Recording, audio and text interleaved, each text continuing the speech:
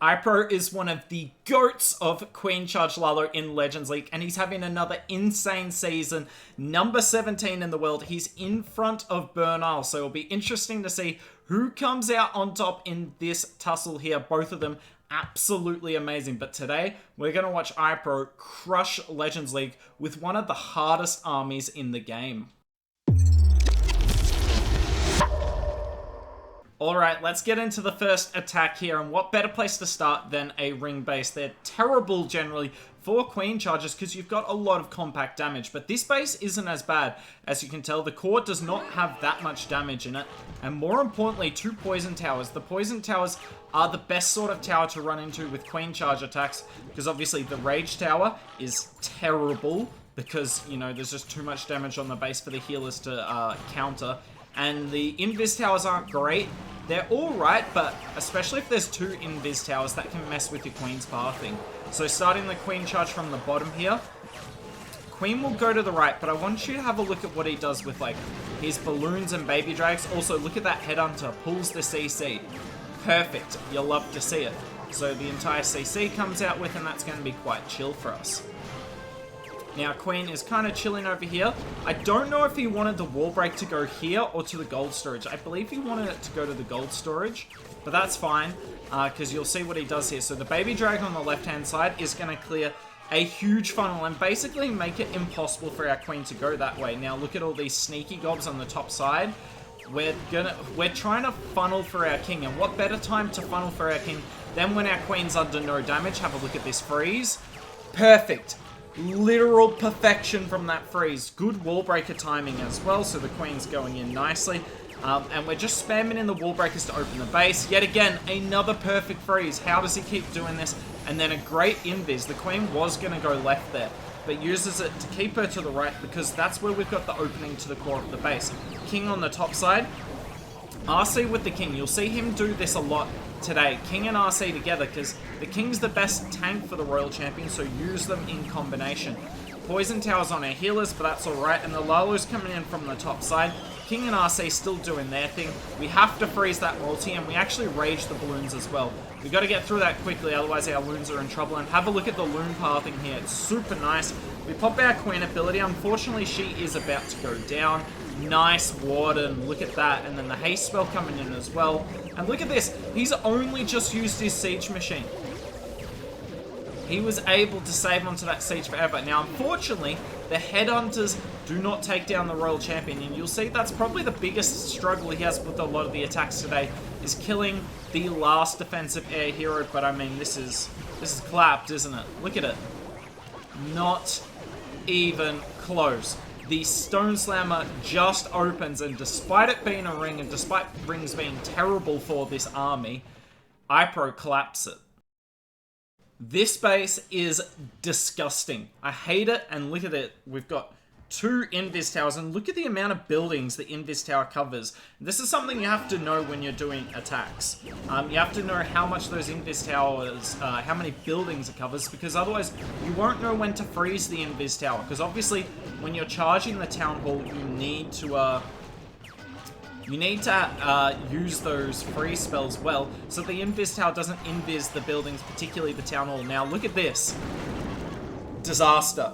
Absolute disaster. He's lost his Queen ability already. He was trying to be cute, because obviously, if he put the healers down straight away, I'll pause it, this air defense would have roasted his healers. So he was trying to be cute, but was not worth it in the end. Now, thankfully, the archers from her ability are going to take down this barracks you see on the bottom there that I selected for a second. And that allows the Queen to go straight in. And look at this flinger, by the way. This is a really good flinger, because look at the value it can get. There's no expos in the area. There's 1 mortar, but this flinger should be able to clear out a substantial portion of the base. I guess we will see. King coming in from the bottom. We wall break there because we need to wall break again for our Queen. Notice he's bringing the Phoenix with the King. I rate this probably the best hero, best pet to bring with the King on Queen Charge Lalo at least, if not other armies as well. Because look, Phoenix comes alive here. A, the King's just tanking for longer, but B, this Phoenix can start going looking for Sams. Yet again, we see the RC used in conjunction with the King. It's just really nice. The Queen gets to the Town Hall. We keep freezing this Invis Tower. because we can't afford the queen to jump off the town hall, because then when she takes it down, she'll be on top of the explosion, and it's GG then. Flinger has done huge work on the other side. Unfortunately, the Dragon Rider and Loons won't be able to do much, but that's okay. They've put in good work. And look at that Warden ability. Yet again, not using all the rages for the Queen Charge, able to save a rage for the Lalo. If you can do that, you will overwhelm bases, but obviously easier said than done, because you're charging 4 ground bows and 2 invis towers. You're going to be using lots of rage spells, but yet again, it's absolutely clapped. And think of it, right? He kind of swagged his queen ability. That didn't have to be used that early on. And iPro destroying the ring bases like this. You've seen one with the Slammer and one with the Flinger. So both are viable options. It's just up to whether you can get value from the Flinger or not. Now, if you are enjoying the Queen Charge Lalo action today, make sure you purchase the masterclass. Now, obviously, the actual live masterclass would have already happened by the time this video goes out, but you can still purchase it afterwards and you will get the entire video as part of the package, and you can still learn all about it from none other than Lex God himself, absolute champion. Now, let's get into the next attack here. Moving from ring bases now to box bases.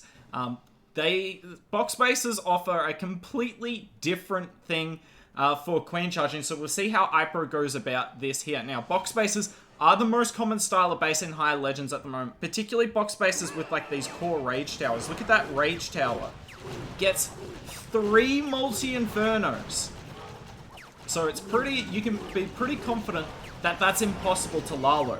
So, if it's not possible to Lalo, we got to get it with our heroes, either the Queen Charge or the King / RC. So, iPro going to come in from the back end here, and you'll look at this and go, well, Hooked, he's charging 2 sweepers. Why would we ever want to charge 2 sweepers? But have a look at how it pans out here. The sweepers actually have no effect on this. Now, we pulled the Tornado early. That Tornado trap's there for Blizz Lalo attackers or Super Archer Lalo attackers that gut the whole core. So we've got rid of the Tornado already. That's super nice. Balloon coming in. He's trying to find Sam's. Look at this, by the way. A raged defensive CC Balloon. I don't know if there's anything more scary in the game. I know rocket balloons are scary, but a raged balloon? Yeah, tough pass on that one for me. I want you to have a look at what he's doing for the king here. Sorry, my voice just broke. We will break, but also he's used a few loons to get rid of that archer tower on the outside of the base, because he's super worried about the king's pathing. The king is very tough to control, and it's worth putting in an extra 10 troop space to make it happen. Look at that, by the way. The queen is absolutely chilling. RC yet again with the king. Use them together more often than not, and you will see her value absolutely maximized. She's going to team up with the Lalo here, which is perfect. Few balloons on the outside to get rid of those 2 wizard towers. We freeze the invis tower once. We freeze it again. We are not having any shenanigans with this town hall going down. Perfect Warden ability. Gets absolutely everything in it. He's only just deployed his Slammer. I cannot believe this. How is he... I can't speak English. How has he held on to his siege machine this long? It's craziness. This guy's nuts. Queen's still chilling on the top side. She's still got her ability. Our RC's still got her ability. We haven't killed the defensive RC, but does it really matter? Like, we've got way too much up. Bam. 40 cups. Just like that. Now, obviously, the charge was harder than iPro made it look. But it's just that Lalo through the town hall, the king and the RC together, the perfect Warden ability, and the freezes on that invis tower is what made this attack so clean. This base you see here is like the ultra common box we saw at Town Hall 14. This box was such a pain to hit. But this crack works really well. So you're going to see iPro coming in with the Flame Flinger here. Generally, he uses the Flame Flinger or the Stone Slammer.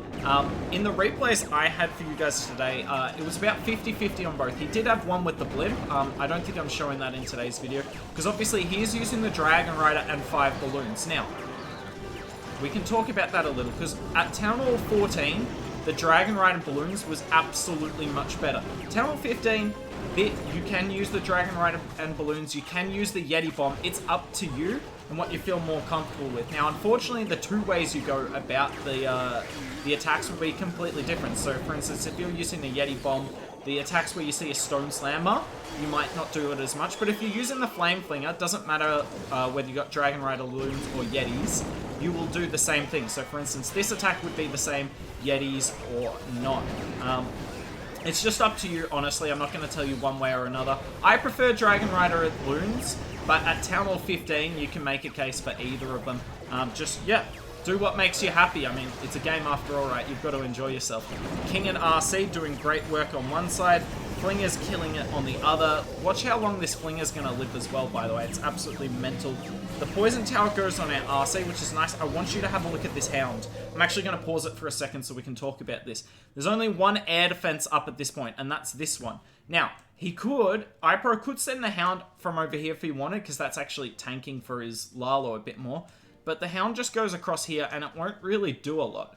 Send the Hound from over here, though. It goes over the Town Hall, and generally there's a lot of red bombs by the Town Hall, but more importantly, there's normally a tornado by the Town Hall. Now, we haven't found it yet, but you'll notice that the pups do end up finding it. Also, a good thing is a Hound's quite unlikely to activate an Invis Tower, and if it does, if it activated early, it's probably a better thing for us anyway. Freeze that Invis Tower perfectly. There's the first one. Pop the Warden. He freezes just in case. I don't think he needed that freeze, but if the Invis Tower did go off before the Town Hall went down, that would probably be a 1-star attack.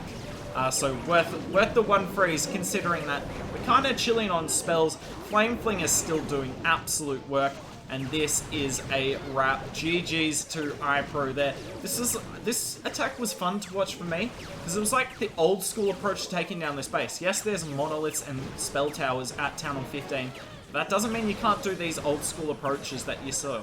Now, obviously, everything about the attack will be harder because Town Hall 15 is super hard, but worked out really nicely in the end. Absolutely smashed this base. Let's move on to the next box.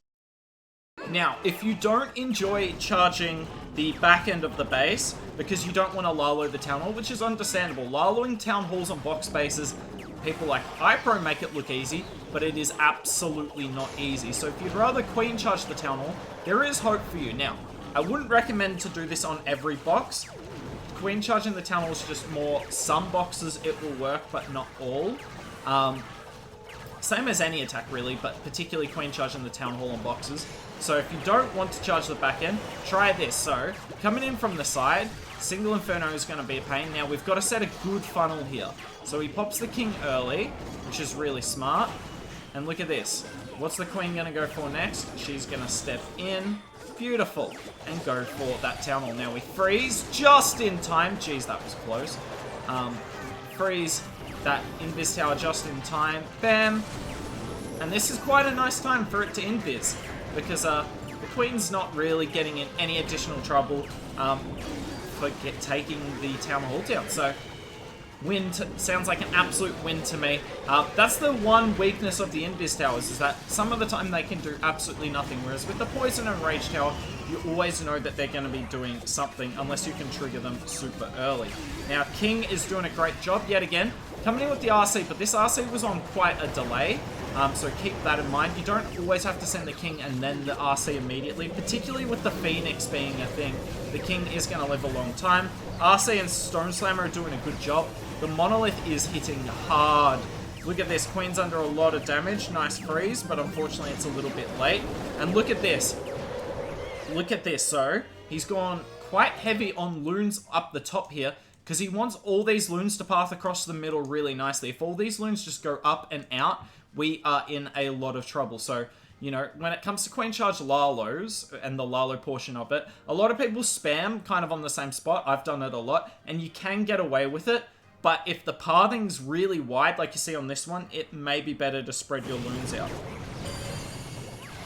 And look at this. Lalo's coming across. Now, I can't tell if that's our rage or a defensive rage.